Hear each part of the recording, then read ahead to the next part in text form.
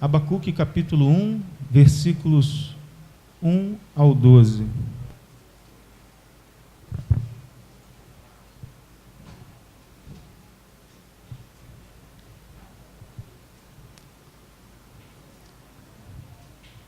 A mensagem que o profeta Abacuque recebeu: até quando clamarei e não escutarás, Senhor?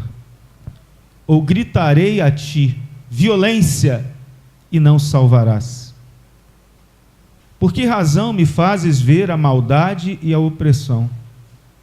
A destruição e a violência estão diante de mim. Também há contendas, e o litígio é comum. Por causa disso a lei se afrouxa e a justiça nunca se manifesta, pois o ímpio cerca o justo, de modo que a justiça é pervertida. Vede entre as nações e olhai, maravilhai-vos e admirai-vos, porque realizo em vossos dias uma obra que não acreditareis quando vos for contada. Estou levantando os babilônios, essa nação feroz e impetuosa, que marcha sobre a largura da terra para se apoderar de moradas alheias. Ela é terrível e espantosa. O seu juízo e sua dignidade vêm dela mesma. Os seus cavalos são mais rápidos do que leopardos e mais ferozes do que os lobos à tarde. E seus cavaleiros espalham-se por toda parte. Os seus cavaleiros vêm de longe. Voam como águias que se apressam para devorar. Eles todos vêm com violência e sua vanguarda irrompe como o vento oriental. Ajuntam cativos como areia. Debocham dos reis e zombam dos príncipes. Riem de todas as fortalezas, pois as tomam fazendo rampas de terra.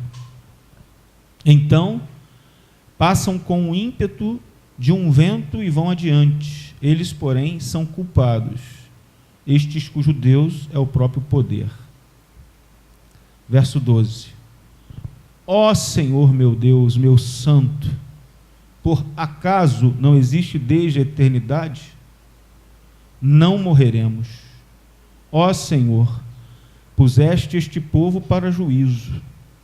Ó rocha, tu o estabeleceste para correção. Até aqui. Que Deus, em Cristo Jesus, possa nos abençoar por intermédio da bendita e poderosa palavra de Deus. Vamos orar. Obrigado, Pai, pela leitura da Tua santa e poderosa palavra. Pedimos que o Senhor nos fales, ensina-nos por meio dela e que possamos crescer, amadurecer por meio da reflexão e meditação da Tua bendita palavra. Nós oramos no nome santo de Jesus. Amém e amém. Se Deus nos ama, por que sofremos? Se Deus nos ama, por que passamos por privações? Se Deus nos ama, por que enfrentamos dificuldades, lutas, provas? Por que enfrentamos intempéries, vendavais, sofrimentos dos mais diversos? O problema do sofrimento não é apenas uma questão filosófica. O problema do sofrimento é, sobretudo, uma questão teológica. Isso porque nós temos dificuldade de conciliar o amor de Deus com o sofrimento humano. E ao longo dos séculos, reverbera sempre a inquietante pergunta: por que sofremos? Por que essa dor não cessa? Ora, uma das grandes ansiedades do domínio da fé em nossos dias é aquilo que a gente pode chamar de problema da história. Parece que agora é a situação histórica que tem deixado todos nós perplexos. O problema da história surge naturalmente dos acontecimentos à nossa volta, principalmente os que nos atingem. Mas eu queria alertar você que em nenhum momento a Bíblia nos ensina que Deus, o Senhor, nos isenta ou poupa o seu povo da dura experiência da história humana. A fé no Senhor Jesus Cristo não é uma apólice de seguro contra os males comuns.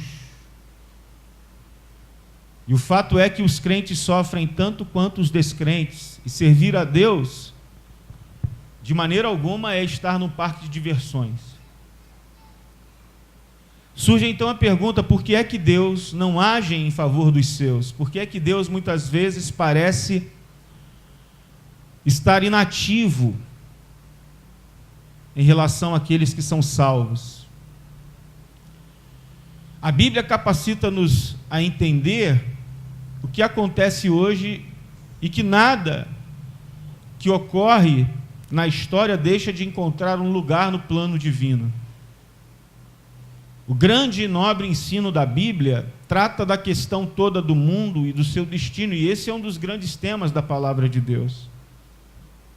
Quando a gente lê o livro do profeta Abacuque, temos uma ilustração perfeita daquilo que a gente está dizendo. O profeta, ele encara o problema da sua própria história, do seu tempo, de uma maneira particularmente interessante. Não como uma situação que encontre resposta acadêmica, ou teórica, ou filosófica, mas como algo que lhe traz perplexidade pessoal. Ele próprio sofre. E o livro ele é escrito para relatar a sua própria experiência.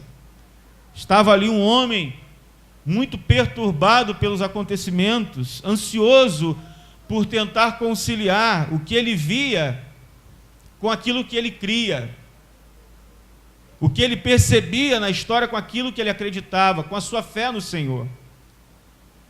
Vamos considerar então, portanto, a situação com a qual o profeta se defronta e depois vamos deduzir alguns princípios que, em essência, nos mostrará que tudo quanto causava ansiedade ao profeta é exatamente o que preocupa tantas pessoas hoje, que tentam relacionar o que elas observam nas suas próprias vidas e na sua história com a palavra de Deus, com o caráter de Deus.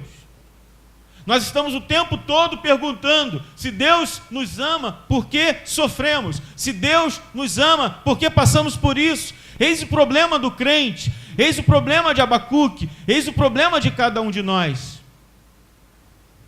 Abacuque vivia mergulhado no redemoinho causado pelos trágicos acontecimentos políticos de sua época, e nós vivemos também envoltos de um redemoinho de problemas, de fatos, de situações que ocorrem em nosso redor, e que nos afetam, e que nos atingem. Logo, a mensagem de Abacuque, ela é urgente. Sua necessidade se faz notar pelo exemplo que ela traz para a gente como paralelo daquilo que a gente enfrenta hoje. Porque os nossos dias também são dias de perplexidade, os nossos dias também são dias difíceis, os nossos dias também são dias de dor. Nós também vivemos marejado de lágrimas, nós também vivemos ansiosos, nós também vivemos perplexos. O que estava acontecendo ali? Só para a gente entender contextualmente, em toda a história do Oriente Médio, nunca havia sido registrado acontecimentos políticos tão assustadores como na época do profeta Abacuque. O Império Assírio chegava ao apogeu do seu poderio militar, esmagando com crueldade desumana todas as nações do Crescente Fértil, região formada pelos vales dos rios Tigre e Eufrates, a leste do vale do rio Jordão, a oeste. E em 612 a.C., esse império, aparentemente invencível, foi derrotado pelo temível exército caldeu, oriundo da Babilônia, que logo assumiu a posição em contexto de superpotência no berço da civilização. A outra superpotência, o Egito, sentiu-se ameaçada. Em 605 a.C., enviou o poderoso exército ao norte para refrear o programa expansionista caldeu ou babilônio. O pequenino reino de Judá, país satélite na órbita do Egito, viu com satisfação unidades blindadas egípcias atravessarem a sua terra santa para se lançarem contra as famigeradas divisões dos caldeus. E assustado, Judá sentiu de perto o drama de sua força e percebeu que entre essas superpotências mundiais estava acontecendo uma grande luta, uma gigantesca luta. E ela teve de enfrentar a perda da sua autonomia no grande jogo da política mundial, porque era um país pequenininho, era uma nação pequenininha. E o magnífico exército egípcio, sob o comando de Faraó Neco, atravessou o deserto do Sinai, passando por Judá, seguiu a estrada principal ao norte e chegou a Carquemis, na Síria, onde enfrentou as forças babilônicas. E numa batalha decisiva, em 605 a.C., os egípcios foram derrotados e recuaram para a sua terra. Os vencedores, os babilônicos, não perderam tempo em seguir os egípcios, ocupando toda a região de Israel e Judá. E a cidade santa de Jerusalém foi cercada. E no mesmo ano, estudantes judaicos, estadistas, foram levados como reféns para a Babilônia. Entre eles, entre os exilados, entre os deportados, se encontravam Daniel e seus famosos colegas, Ananias, Misael e Azarias. Embora fossem os mais espirituais de todos os estudantes de Judá, Deus não os poupou de ir para o cativeiro, mas permitiu que sofressem a mesma sorte angustiante que os demais estudantes descrentes de Judá, tecendo assim, na sua soberania, um plano todo especial para eles no cativeiro.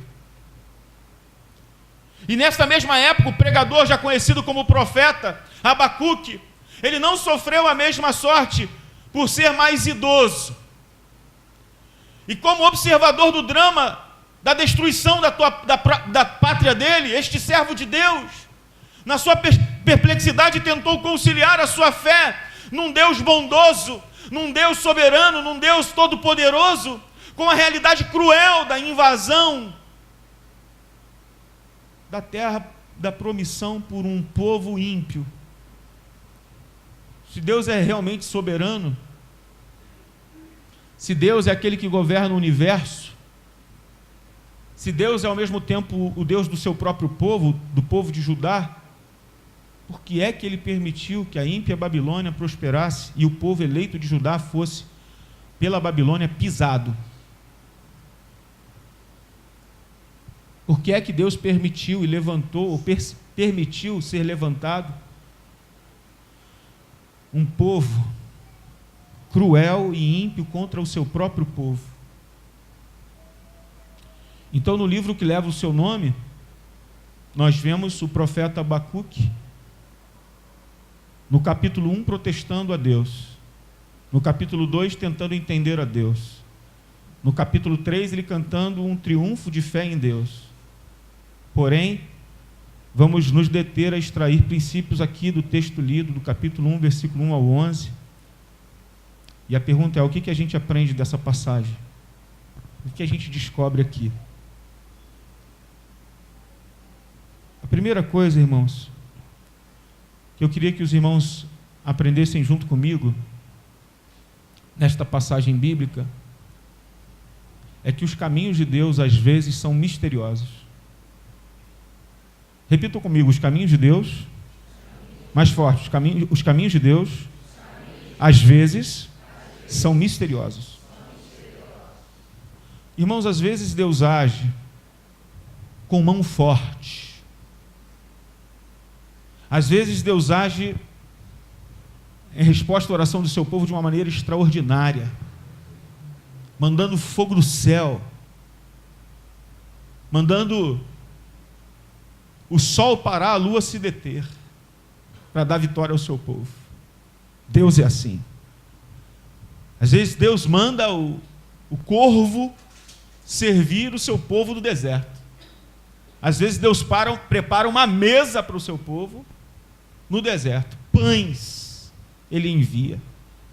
Coluna de fogo, nuvem para proteger o povo, de dia e de noite. Deus é assim. Às vezes Deus age com mão forte, mas às vezes a resposta de Deus é o silêncio. Às vezes a resposta de Deus é a aparente inação. Quando nós estudamos as ações de Deus na Bíblia, descobrimos que há momentos que Deus não responde, ou responde de forma silenciosa, responde ficando mudo, ficando em silêncio, silencia, aparentemente fica inato, mesmo em circunstâncias adversas, mesmo que o povo está sofrendo, mesmo que o povo está choroso, mesmo que o povo está desesperado, mesmo que o povo está perplexo, mesmo que o seu servo está clamando, ele fica em silêncio. Tem vezes que Deus não responde. Como homem de fé,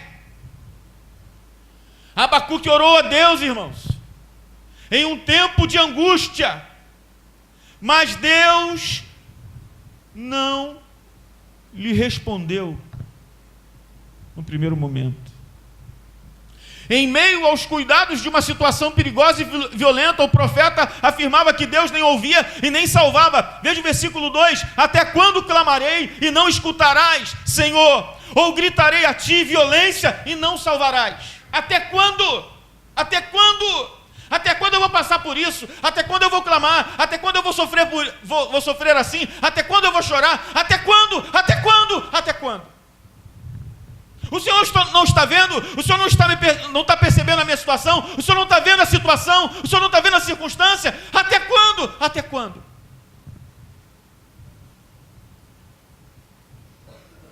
O texto é claro em dizer que Deus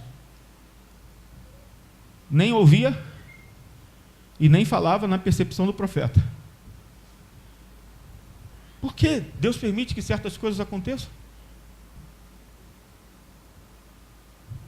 Por que às vezes Deus não responde às orações do seu povo, mesmo sendo o povo fiel?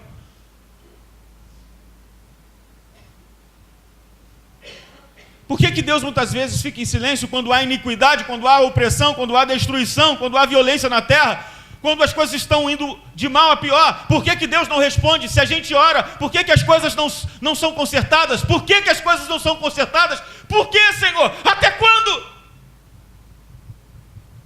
O Senhor não está vendo? O Senhor não está vendo como é que Ele age? O Senhor não está vendo como é que ela faz? O Senhor não está vendo como é que Ele está se comportando? Como que as coisas estão? Como que a igreja está? Como que o ministério está? O Senhor não está percebendo? O Senhor não percebe a situação das pessoas, Senhor? Por que essa angústia? Por que eu percebo cada vez mais as coisas indo de mal a pior? Por que, Senhor? O Senhor não está me ouvindo? O Senhor não está vendo?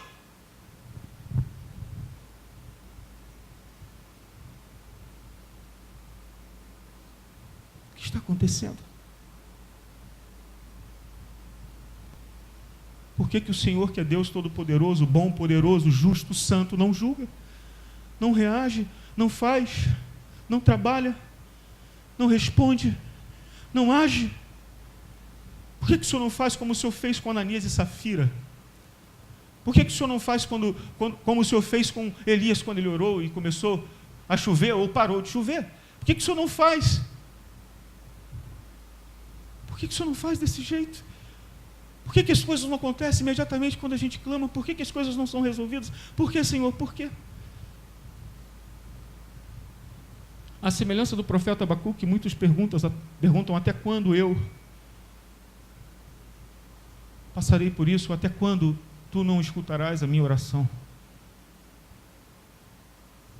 Até quando o Senhor vai me ver e não vai me salvar?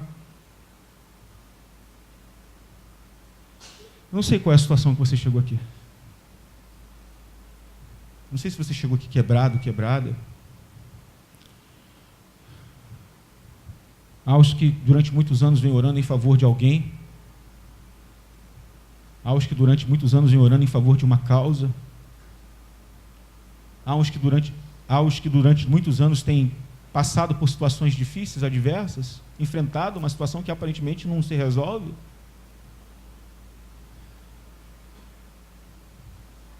Deus parece não responder. Por quê? Por que Deus está tão silente? Muitas vezes as pessoas se impacientam com a demora. Como Marta e Maria, irmãs de Lázaro. Se o Senhor estivesse aqui, meu irmão não teria morrido. Se o Senhor estivesse aqui, nada disso aconteceria, mas o Senhor demorou. Morreu. Não tem mais jeito. Onde estava o Senhor? Por que Deus não responde às nossas orações? Como podemos entender que um Deus santo permite que sua própria igreja sofra? Como que pode acontecer isso?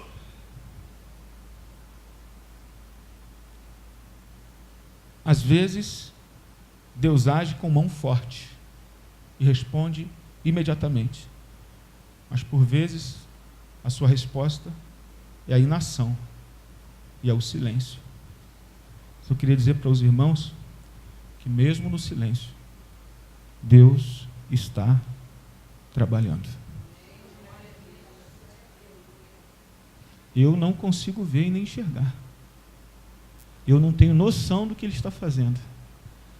Mas o meu Deus e o seu Deus trabalha enquanto todo mundo está dormindo. E o seu silêncio também é uma resposta. Quando Deus faz silêncio, duas coisas Ele pode estar dizendo para a gente. Primeiro, espera um pouco mais. Segundo, o que você está pedindo não é da minha vontade. Duas coisas Ele pode estar respondendo para você. Primeiro, espera. Eu estou usando esse tempo para fazer e produzir em você algo inimaginável. Em você. Na sua vida. Espera. Espera. Aguarda. Ou Ele está dizendo para você, não é a minha vontade. E por isso Ele silencia. Outra coisa que a gente aprende sobre os caminhos de Deus é que às vezes também as providências de Deus são inesperadas.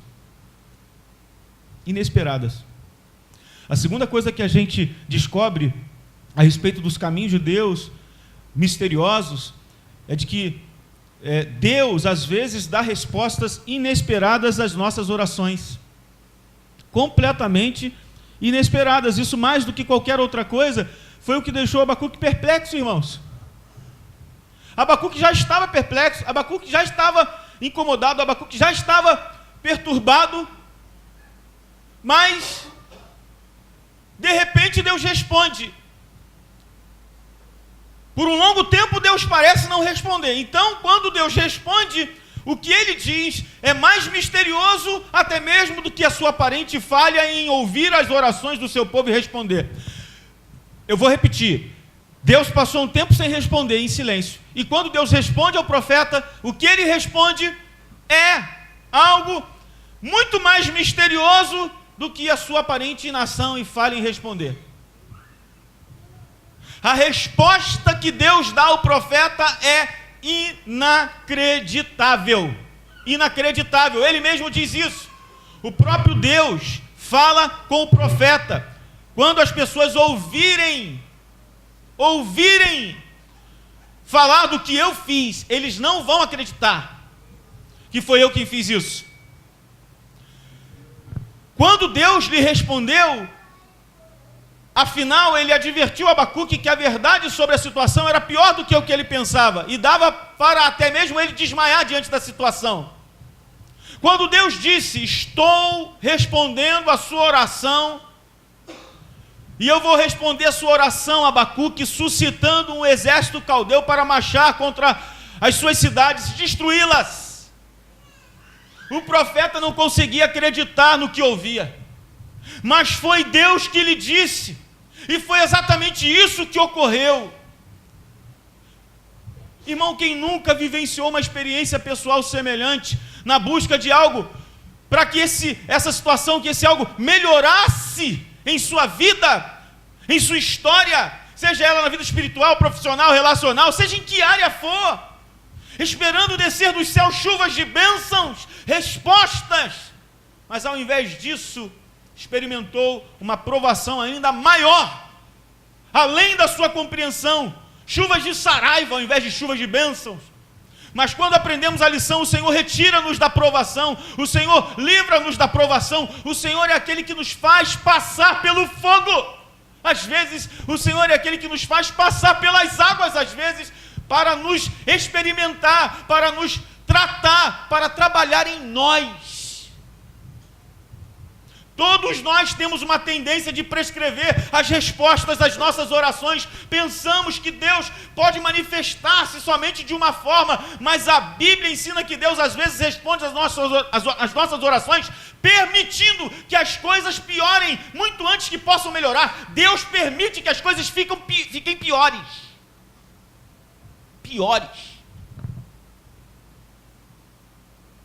Isso é às vezes motivo de perplexidade, porque Deus permite isso.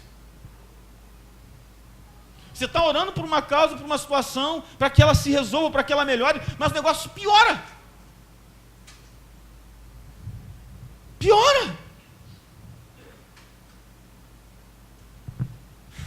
Ele pode, às vezes, fazer o contrário do que prevemos, irmãos. Ele pode. Prestem bastante atenção. Ele pode esmagar-nos. Ele pode nos colocar frente a frente com o exército caldeu. Ele pode permitir que as coisas piorem mais um pouquinho. E eis aqui um princípio fundamental na vida e na caminhada de fé. Quando tratamos com Deus, devemos estar preparados para o inesperado. Deus não tem só uma forma de trabalhar. Deus não tem só uma forma de responder. Ele não está encaixotado. Deus é livre. Ele faz o que Ele quer, na hora que Ele quer, e se Ele quiser. Do jeito que Ele quiser. Desculpe a minha palavra, que pode soar arrogante. Ele não deve satisfação para você, e nem para mim. Porque Ele é livre. E o que Ele faz é sempre bom. Ainda que a gente não sinta naquele momento. Há um livro o título do livro, escrito por John Piper, é O Sorriso Escondido de Deus. Ele trata de 3 grandes personagens da história do cristianismo, que passaram por grandes momentos de sofrimento e aflição. E o título do livro é, por trás desse sorriso, ou melhor, por trás dessa aparente cara de carranca de Deus, brava, essa feição carrancuda, há um sorriso. O sorriso escondido de Deus. Esse é o título do livro. Por trás desse sofrimento tremendo, Deus está sorrindo, porque o resultado do sofrimento é algo extraordinário. Deus pode fazer isso, e a nossa maior esperança é de que Deus, se Ele estiver tratando com a gente, a nossa maior esperança é de que tudo vai dar certo, apesar dos pesares. Apesar das lutas, tudo vai dar certo. Depois do Calvário, sempre tem a ressurreição.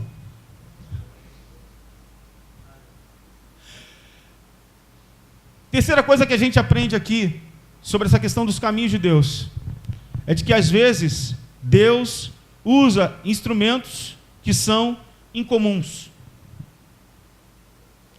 O terceiro aspecto surpreendente dos caminhos de Deus é que Ele às vezes usa instrumentos estranhos para corrigir a sua igreja e o seu povo. A Babilônia, essa nação amarga, essa nação impetuosa, foi suscitada não por Satanás. Não foi Satanás que fez isso não, gente. Foi o próprio Deus. Versículo 6 diz, é claro em dizer: eis que eu suscito, eu levanto, eu ergo, eu levanto os caldeus. Os caldeus, dentre todos os povos, são os que Deus vai suscitar para castigar o seu próprio povo Israel. Como que o profeta Abacuque poderia imaginar tal coisa, gente? Deus, irmão, se assim Ele quiser, Ele pode usar até mesmo os ímpios caldeus para disciplinar o seu povo. No curso da história, Ele tem usado toda a sorte de instrumentos estranhos, inesperados, para a realização dos seus propósitos. Deus é assim. Deus usa quem quer, o que Ele quer, para o bem do seu povo. Então aprenda, irmãos, que Deus, Ele usa os seus caminhos, que não são os nossos caminhos, para fazer a sua própria vontade, para responder às nossas orações. Às vezes Ele parece silente, e às vezes Ele age de uma maneira que a gente jamais imaginaria que Ele agisse, de uma forma inimaginável. Segunda coisa que a gente aprende: os caminhos de Deus às vezes são mal interpretados. São mal interpretados por pessoas religiosas descuidadas. Deus se refere aos ímpios em Israel como aqueles que se haviam tornado descuidados e frouxos. O texto diz isso: a lei se afrouxa, eles se tornam frouxos, descuidados. A atitude deles era: vejam o que esse profeta anda dizendo, que Deus vai julgar os caldeus, que Deus vai usar os caldeus para julgar o seu próprio povo, como se Deus pudesse fazer tal disparate, tal coisa. Não há perigo. Não dê ouvido a esse profeta. Não dê ouvido a esses profetas alarmistas, que nos ameaçam com o mal, como se Deus fosse capaz de fazer tal coisa. Deus não pode fazer isso. Os profetas são sempre muito hiperbólicos, né? São sempre muito exagerados. Alguns dizem: que ideia é essa que Deus há de suscitar um povo como o povo caldeu para castigar Israel? Isso é impossível, Deus jamais faria isso. Como que ficaria a reputação de Deus se Ele fizesse dessa maneira? Como que pode Deus agir assim? A gente formata o agir de Deus, a gente acha que Deus só age de uma forma. O problema de Israel é que o povo não acreditava nos profetas. E esse é um problema muito sério, irmãos. Quando os profetas falam, quando os profetas vaticinam, quando os profetas entregam a palavra de Deus e as pessoas não ouvem, como disse Isaías, quem deu crédito à nossa pregação. Mas Deus tratou o povo exatamente como disse que faria. A atitude que encontramos em Israel é tão antiga quanto a que o povo tinha na época do dilúvio. Por meio de Noé, Deus advertiu o povo do juízo, da inundação, dizendo: não contenderá o meu espírito para sempre com o homem. Os homens, porém, zombaram, dizendo que tal coisa monstruosa não aconteceria. Como que pode Deus fazer isso? Jamais Deus fará isso. Isso não pode acontecer, mas aconteceu, porque Deus usou o seu profeta, Deus usou o seu servo para falar, e o povo não ouviu, o povo não deu crédito. É verdade que os religiosos descuidados nunca creem nos profetas. Sempre dizem: Deus nunca fará tais coisas. Eu quero lembrar aos irmãos, por meio dessa passagem bíblica, que Deus, quando fala, Ele faz. No seu tempo, Ele faz. Segundo a sua vontade, Ele faz. Se foi Deus que falou, Ele faz. Embora suas palavras, os seus caminhos, às vezes sejam mal interpretados por pessoas descuidadas, Ele faz. os seus caminhos também são mal interpretados pelo mundo. Os caminhos de Deus são surpreendentes para o mundo. Os caldeus atribuíram todo o êxito alcançado ao seu próprio Deus, ou pensavam que deviam o sucesso à sua própria proeza militar, e se vangloriavam do fato. O mundo, mais até do que o próprio povo de Deus, deixa de entender os caminhos divinos. É claro, não compreende o verdadeiro significado da história, porque não creem em Deus, não sabem de Deus, zombam de Deus, desprezam a Deus. Acham que estão fazendo o que estão fazendo porque são poderosos ou porque têm condições. Irmãos, todas as coisas acontecem pela soberania de Deus. Se Deus não permitir, nada acontece, porque Ele é Deus. E eu creio que o Senhor mesmo há de tratar com muitas pessoas deste mundo que se acham arrogantes demais, fazendo as coisas, cumprindo até mesmo a vontade do próprio Deus, a vontade permissiva, e se acham arrogantes. Mas só que é interessante, porque não é só a pessoa descuidada que não entende, não é só o mundo que não entende, mas às vezes os próprios crentes, os próprios profetas não entendem. Os próprios espirituais não entendem. Os caminhos de Deus se tornam desconcertantes até mesmo para pessoas espirituais. Até mesmo para quem se diz profeta. Até mesmo para quem se diz crente. Veja que a reação de Abacuque não foi diferente da do povo. Ele só queria saber como isto se reconciliaria com a santidade de Deus. Como que pode um Deus santo e bom e justo usar uma nação injusta, ímpia, para corrigir o seu povo? Abacuque não pôde conter-se perante tamanha injustiça. Dirigiu uma palavra para Deus em oração, prostrando-se diante de Deus. Não és tu, desde a eternidade, ó meu Deus, o meu santo? Versículo 12. Se Deus é eterno, por conseguinte, Ele é imutável. O Deus santo não permitiria o extermínio do seu povo com os demais povos subjugados, e o profeta bradou, mesmo em meio a toda essa confusão, ele bradou: Senhor, eu não estou entendendo nada, mas se o Senhor é Deus, se o Senhor é bom, se o Senhor é justo, se o Senhor é santo, uma coisa eu tenho certeza: não morreremos. Não morreremos. Embora o castigo fosse severo da parte de Deus, o profeta confiava na salvação final do povo de Deus, porque ele cria, apesar de não compreender muitas vezes os caminhos que Deus traça, ele compreendia, ele cria que Deus, em seu próprio caráter, ele jamais exterminaria o seu povo. Deus é fiel para com a aliança que ele fez com o seu próprio povo, ainda que o seu povo seja infiel. Então eu concluo dizendo algumas coisas. Primeiro, irmãos, que a história ela está sob o controle divino.